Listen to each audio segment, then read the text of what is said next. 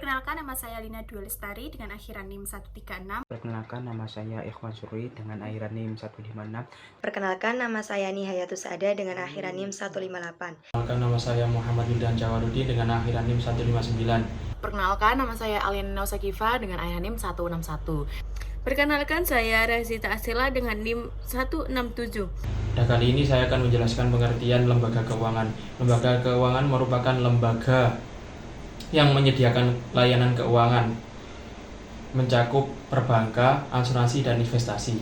Dalam pengelolaan sumber daya alam, lembaga keuangan memiliki peran penting, yakni dalam modal dan bantuan finansial saat eksplorasi, pengelolaan, dan pemanfaatan sumber daya alam secara berkelanjutan. Menjelaskan mengenai latar belakang dalam sektor SDA, itu memerlukan investasi untuk infrastruktur.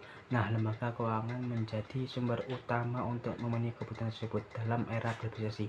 Lembaga keuangan terlibat proyek pengelolaan SDA di berbagai negara, memastikan pengelolaan SDA dilakukan secara efisien dan keberlanjutan, sehingga lembaga keuangan saat ini lebih sadar terhadap tanggung jawab sosial dan lingkungan.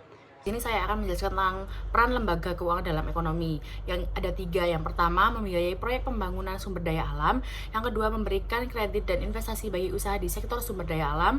Yang ketiga, membantu pengelolaan resiko bisnis melalui asuransi dan instrumen keuangan lainnya. Akan menjelaskan terkait tugas dan juga fungsi dari Bank Sentra. Yang pertama, Bank Sentra menjadi stabilitas moneter dalam mengendalikan inflasi untuk mendukung ekonomi yang stabil. Yang kedua, Bank Sentra dalami pengaturan suku bunga, menyediakan iklim investasi yang kondusif sumber daya alam.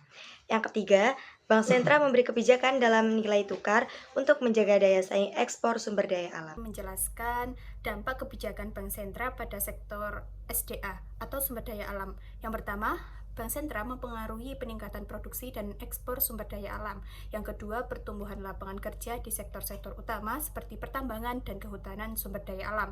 Dan yang ketiga, Bank Sentra membantu kestabilan harga komoditas yang berdampak positif dalam menjaga pendapatan negara dari sumber daya alam. Kesimpulan, lembaga keuangan memiliki peran penting dalam memfasilitasi dan juga mendukung investasi yang diperlukan untuk eksplorasi dan pengelolaan SDA. Dengan menyediakan pembiayaan, manajemen risiko, dan dukungan teknis, lembaga keuangan kontribusi pada pengembangan yang berkelanjutan. Dalam konteks globalisasi, kerjasama internasional menjadi salah satu aspek penting untuk memastikan bahwa proyek pengelolaan SDA dilakukan secara efisien dan bertanggung jawab antara lembaga keuangan dan sektor SDA yang sangat penting untuk mencapai tujuan pembangunan berkelanjutan.